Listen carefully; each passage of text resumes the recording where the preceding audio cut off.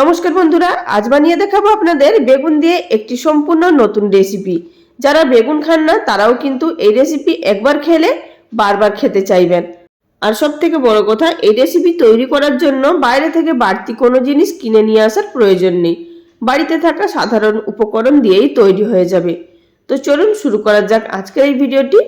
সবার প্রথমে আপনাদের এখানে আমি দেখিয়ে দিচ্ছি, নিয়েছি ছোট সাইজের 3টে টমেটো, সেগুলোকে মাঝখান দিয়ে ফালি করে নিয়েছি একটি বড় সাইজের বেগুন, সেটিকে আমি মাঝখান দিয়ে কেটে আবারও ছোট ছোট পিস পিস করে পাতলা করে কেটে নিয়েছি।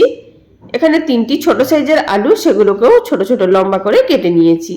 এবার একটি মশলার পেস্ট করে নেব। তার জন্য নিয়েছি 10 থেকে 12 কোয়া রসুন, 1 ইঞ্চি আদা আর একটি কাঁচা লঙ্কা। তার সাথে দিয়ে দিচ্ছি কিছুটা পরিমাণ ধনেপাতা। অবশ্যই কিন্তু ধনেপাতাটা ডান্ডি সহ দেবেন, এতে করে ফ্লেভারটা খুব ভালো আসবে। আর যে টমেটো নিয়েছিলাম সেখান থেকে 1.5 পিস টমেটো দিয়ে একটি ফাইন পেস্ট তৈরি করে নিলাম। আর বাদ বাকি টমেটো পরে ব্যবহার করব। তো আগে থাকতে কেটে ধুয়ে রাখা বেগুনগুলোর মধ্যে দিয়ে দিলাম পরিমাণ মতো হলুদের গুঁড়ো, স্বাদ মতো নুন, হাফ টিস্পুন পরিমাণ লঙ্কা গুঁড়ো, হাফ টিস্পুন পরিমাণ কাশ্মীরি লঙ্কার গুঁড়ো আর 1 টিস্পুন পরিমাণ বেসন। একটি বড় সাইজের বেগুনের জন্য কিন্তু 1 টিস্পুন বেসনই কিন্তু যথেষ্ট। আর এই বেসনটা দেওয়ার কারণে এই রেসিপির টেস্ট অসাধারণ হয়। আর এটিকে প্রথমে হাত দিয়ে এইভাবে মাখিয়ে নেব। তারপরে সামান্য পরিমাণ জল দিয়ে এটিকে আবারও ভালোভাবে মাখিয়ে নিতে হবে, যাতে করে সমস্ত মশলাগুলো বেগুনের গায়ে লেগে যায়। তো রান্নাটি তৈরি করার জন্য সমস্ত জোগাড় কমপ্লিট। এবার চলে যাব রান্নাটি তৈরি করার পদ্ধতিতে। গ্যাস ওভেনের উপরে একটি কড়াইয়ের মধ্যে 1.5 টেবিল চামচ পরিমাণ সরষের তেল গরম করে নিয়েছি। তো প্রথমে তার মধ্যে আলুগুলোকে ভেজে নেব। আর এখানে আলুটা আমি আমার পরিমাণ অনুযায়ী নিয়েছি, আপনারা নিজেদের পরিমাণ অনুযায়ী নেবেন। তো আলুটাকে আমি এখানে লাল লাল করে ভেজে নিচ্ছি। আলু ভেজে নেওয়ার পর এবার এটিকে তুলে নিচ্ছি। আলু যদি হালকা করে ভেজে নেওয়া হয় তাহলে কিন্তু আলুটা সিদ্ধ হতে খুব বেশি সময় লাগবে না। সেই তেলের মধ্যে দিয়ে দিলাম হাফ টিস্পুন পরিমাণ জিরে ফোড়ন। এখন এর মধ্যে দিয়ে দেবো একটি মাঝারি সাইজের পেঁয়াজ, একেবারে ছোট ছোট কুচি করে নিয়েছি। তো পেঁয়াজটা দিয়ে দেওয়ার পর গ্যাসের ফ্লেম লো টু মিডিয়ামে থাকা অবস্থাতে এটিকে ভেজে নেব যতক্ষণ না পেঁয়াজের কালার চেঞ্জ হয়ে যাচ্ছে। পেঁয়াজের কালার চেঞ্জ হয়ে যাওয়ার পর এবার এর মধ্যে এড করে দেব আগে থাকতে বেটে রাখা মশলা। তো মশলাটা দিয়ে দেওয়ার পর লো ফ্লেমেই কিছুক্ষণ কষিয়ে নেব। তারপর এর মধ্যে আমি একে একে কিছু গুঁড়ো মশলা এড করছি। হাফ টিস্পুন পরিমাণ জিরে গুঁড়ো, হাফ টিস্পুন পরিমাণ লঙ্কা গুঁড়ো, হাফ টিস্পুন পরিমাণ কাশ্মীরি লঙ্কার গুঁড়ো, হাফ টিস্পুন পরিমাণ হলুদের গুঁড়ো আর সামান্য পরিমাণ জল। অবশ্যই কিন্তু লঙ্কাটা নিজেদের স্বাদ বুঝে দেবেন, যেহেতু মশলা বাটার সময় লঙ্কা দেওয়া ছিল। মশলা যতক্ষণে কষানো হচ্ছে আমরা অপর দিকে অন্য একটি জোগাড় করে নেব।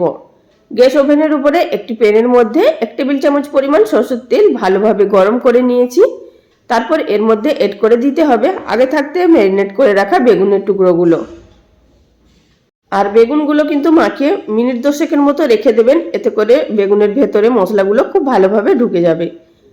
আর বেগুনগুলো ভাজতেও কিন্তু খুব বেশি তেল লাগবে না, খুব ভালোভাবে সেদ্ধও হয়ে যাবে, অথচ খেতেও খুব ভালো লাগবে। তো আমি এখানে বেগুনের টুকরোগুলোকে এইভাবে একটু ছড়িয়ে দিচ্ছি। তো বেগুনের টুকরোগুলো ভাজতে সময় লাগবে, লো ফ্লেমে ভাজা হতে থাক। ততক্ষণ আমরা দেখে নেব মশলাটা কত দূর হয়েছে। তো মশলাটা এখানে প্রায় ভাজা হয়ে এসছে। এই পর্যায়ে আমাদের এড করে দিতে হবে এর মধ্যে আগে থাকতে ভেজে রাখা আলুগুলো। তো আলুগুলো দিয়ে মশলার সঙ্গে আবারও কিছুক্ষণের জন্য কষিয়ে নেব। বন্ধুরা, ভিডিও চলাকালীন ছোট্ট একটি অনুরোধ, যদি আমার চ্যানেলে কেউ নতুন দর্শক বন্ধু হয়ে থাকেন আর ভিডিওটি দেখার পর যদি আপনাদের ভালো লাগে, চ্যানেলটি সাবস্ক্রাইব করে নেওয়ার অনুরোধ রইল। পাশে থাকা বেল বাটনটি অবশ্যই প্রেস করে রাখবেন, এতে করে আমার পরবর্তী ভিডিওর নোটিফিকেশন সবার আগে পেয়ে যাবেন। আর সেখান থেকে আপনারা অনায়াসে দেখে নিতে পারবেন। আলুটা মশলার সঙ্গে কষিয়ে নেওয়ার পর এবার সামান্য পরিমাণ জল দিয়ে আবার এটিকে নাড়াচাড়া করে মিশিয়ে নিলাম। এবার উপর থেকে ঢাকা চাপা দিয়ে আলুটা সিদ্ধ হতে দিতে হবে যতক্ষণ না আলুটা সিদ্ধ হয়ে যাচ্ছে।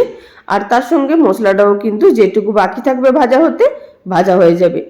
তাই মাঝখানে আমি এর মধ্যে দিয়ে দিলাম স্বাদ মতো নুন। শুধু গ্রেভির জন্য আর আলুর জন্য এখানে নুনটা ব্যবহার করলাম, বেগুনের মধ্যে কিন্তু নুন দেওয়া আছে। তো আলুটা যতক্ষণে সিদ্ধ হচ্ছে আমরা দেখে নেব অপরদিকে বেগুনটা কত দূর ভাজা হচ্ছে। তো বেগুনটা দেখুন প্রায় ভাজা ভাজা হয়ে এসছে। তো এগুলোকে আমাদের আরও একটু উল্টে পাল্টে দিতে হবে। বেগুনগুলোকে উল্টে পাল্টে ভেজে নেওয়ার পর এবার এর মধ্যে এড করে দিচ্ছি 2টো মাঝারি সাইজের পেঁয়াজের পাপড়িগুলোকে আমি ছাড়িয়ে নিয়েছি। মাঝখান দিয়ে কেটে আবারও 2 অর্ধেক করে সেখান থেকে পাপড়িগুলো খুলে নিয়েছি। আর যে 1.5খানা টমেটোর বাকি ছিল সেখান থেকে আমি টমেটোগুলো ছোট ছোট টুকরো করে কেটে নিয়েছি আর ভেতরের বীজটা ফেলে দিয়েছি।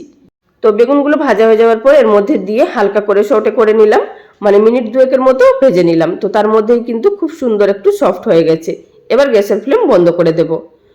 এবার চলে যাব আমরা যে আলুটাকে সিদ্ধ হতে দিয়েছিলাম সেটি এবার দেখে নেব যে কত দূর সেদ্ধ হয়ে গেছে বা মশলাটা ঠিক কতটা কষানো হয়ে গেছে।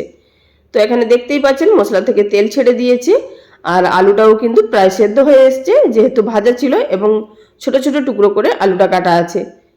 এবার এর মধ্যে দিয়ে দেব পরিমাণ মতো জল। আপনারা যতটা গ্রেভি পছন্দ করবেন সেই অনুযায়ী কিন্তু জলটা ব্যবহার করতে হবে। আর এই রান্নাটা কিন্তু হতে খুব বেশি সময় বাকি নেই, তো সুতরাং সেই বুঝে জলটা দেবেন। তো ঝোলটা ফুটে উঠেছে, এই পর্যায়ের মধ্যে এড করে দেব আগে থাকতে ভেজে রাখা পেঁয়াজ, টমেটো এবং বেগুন। পেঁয়াজ, টমেটো, বেগুন দিয়ে দেওয়ার পর নাড়াচাড়া করে মিশিয়ে নেব। মিশিয়ে নেওয়ার পর ঢাকা দিয়ে এটিকে 2 থেকে 3 মিনিট মতো রান্না করে নেব। তার মধ্যেই কিন্তু খুব সুন্দরভাবে রান্নাটা আমাদের তৈরি হয়ে যাবে।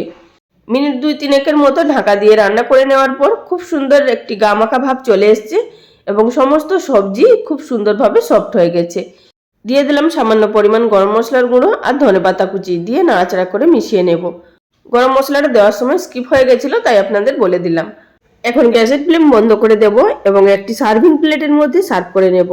বন্ধুরা, এটি গরম ভাত বা রুটি, পরোটার সঙ্গে খেতে অসাধারণ লাগে। আপনারা অবশ্যই একবার তৈরি করে দেখবেন। এটি কিন্তু সম্পূর্ণ ভিন্ন স্বাদের হয়ে থাকে আর বাড়িতে থাকা উপকরণ দিয়েই তৈরি হয়ে যায়। তো বন্ধুরা, আজকের ভিডিও কেমন লাগলো আপনাদের অবশ্যই লাইক কমেন্ট করে জানাবেন। আজ এই পর্যন্ত, সবাই ভালো থাকবেন। নমস্কার।